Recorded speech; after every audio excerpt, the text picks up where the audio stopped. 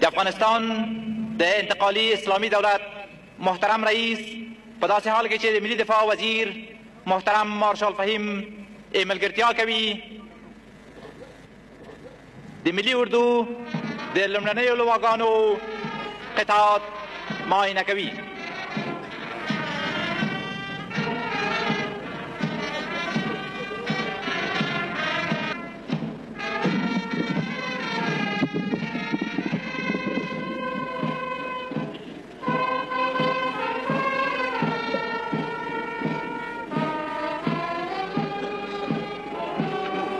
بسم الله الرحمن الرحیم.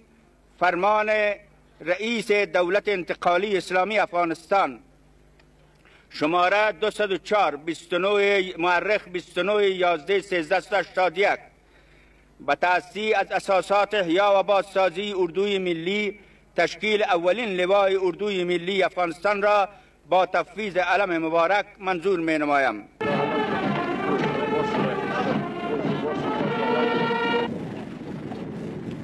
محترم جلالت مآب رئیس دولت انتقالی اسلامی افغانستان، السلام علیکم و رحمت الله و برکاته. و علیکم السلام. منصوبین لوای اول اردوی ملی جهت اخذ علم مبارک و نظام ترتیب افتخار تفویض آن را جناب شما دارند. تقدیم کننده جنرال قدمشاه قماندان لوای اول اردوی ملی. جلالت مآب رئیس دولت انتقالی اسلامی افغانستان، السلام علیکم و رحمت الله و برکاته. و علیکم السلام. منصوبین لوای دوی اردوی ملی و شکل نظام جهت اخذ علم مبارک و تفویض آن از جناب شما دارند. تقدیم کننده جنرال عبدالرحمن قماندان لوای دو.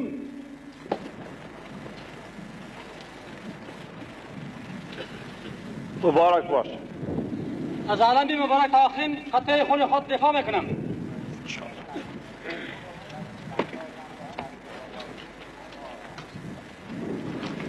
مبارک بی. از علم مبارک تا آخرین رمق خون خود دفاع میکنم.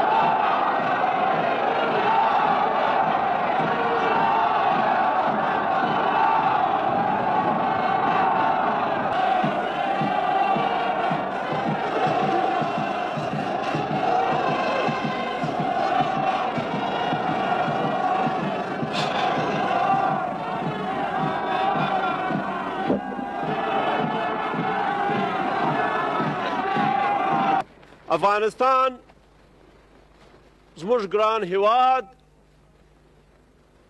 د ډیرو کلو ورانیو او دربدریو وروسته تر ډیرو خارجي تجاوزات او مداخلو وروسته تر فساد او تروریزم در ورکېدو وروسته انشاءالله د خپلو بچیانو په لاس د جوړېدو خواته روان دي. افتخار داریم که بعد از مدتی که در همین منطقه اولین کندک اردوی ملی افغانستان افتتاح شد، به امید این که روز ای کندک ها به لواها و لواها به قول اردو و قول اردوها به اردوی ملی افغانستان تبدیل شود.